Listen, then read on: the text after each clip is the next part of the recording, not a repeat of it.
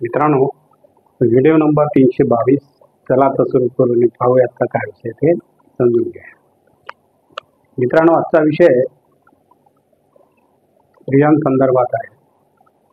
मोनोपॉजमध्ये उद्भवतात दातांच्या समस्या काय ते बघूया. मोनोपॉज म्हणजे कोणत्याही महिलेच्या जीवनातील रिप्रॉडक्टिव्ह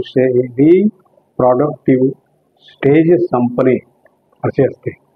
ह्या स्टेजमधून प्रत्येक महिलेला जावे लागते. 45 ते 55 वर्षाच्या महिला मोनोपॉजमधून जातात. परत एकदा बघूया मित्रांनो. मोनोपॉज म्हणजे कोणत्याही महिलेच्या जीवनातील रिप्रॉडक्टिव्ह स्टेज संपणे असते.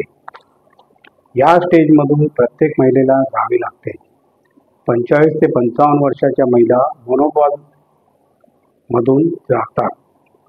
या काळात त्यांच्या शरीरात हार्मोन्समध्ये अनेक बदल होतात. या काळात कित्येकदा त्रास होतो. पुढे बघूया मित्रांनो.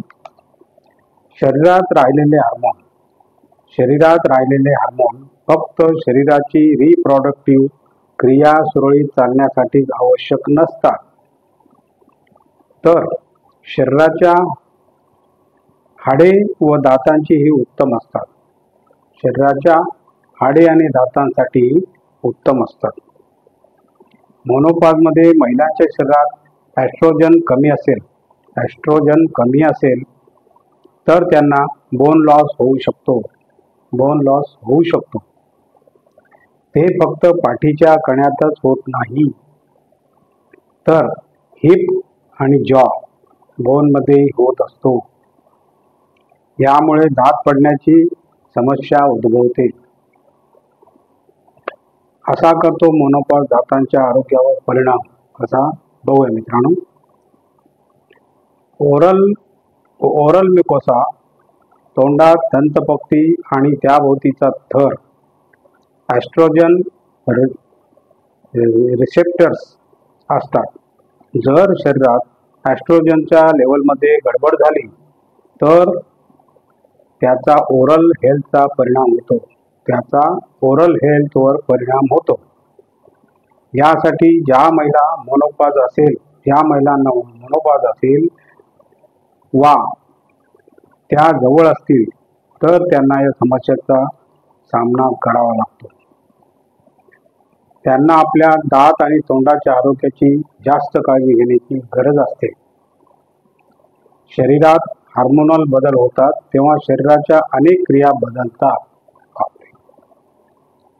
उदाहरणार्थ प्रजनन, पचनक्रिया आणि ओरल टिश्यू संबंधित समस्याही फक्त ओरल म्युकोसात नव्हे तर लाळ ग्रंथीतही त्यांचा परिणाम होतो.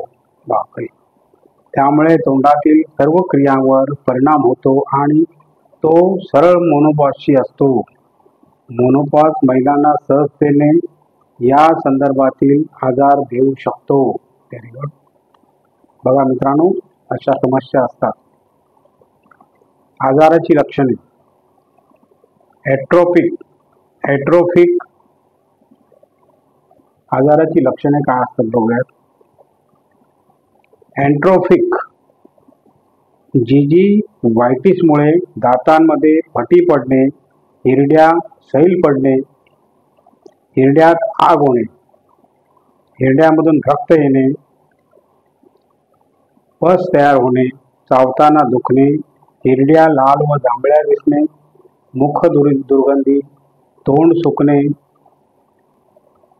बर्निंग माउथ सिंड्रोम, तोंडाची कॅव्हिटी वाढणे, चावताना वा तोडताना दाताच्या समस्या निर्माण होणे आणि चव बदलणे वगैरे समस्या होऊ शकतात.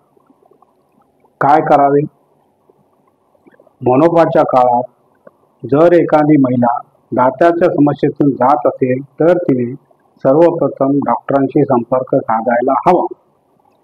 त्वरित ट्रीटमेंट करून घ्यायला हवी. दिवसातून 2 ते 3 वेळा ब्रश करावा. दातांचे क्लिनिंग करीत राहावे. गरज असल्यास डॉक्टर अशा ट्रीटमेंटही करू शकतात. Antimicrobial oral rinse, oral antibiotics, scaling treatment. जर खूप जास्त समस्या असेल तर टिश्यू व बोन प्रॉडक्ट्स क्लॅप सर्जरी अशा करू शकतात. आणि मित्रांनो, अशा प्रकारे आजचा आपला हा व्हिडिओ संपलेला आहे. आणि तुम्हाला जर माझा व्हिडिओ आवडला तर लाईक करा, शेअर करा, सबस्क्राईब करा आणि कमेंट जरूर करा. नमस्कार. जय हिंद.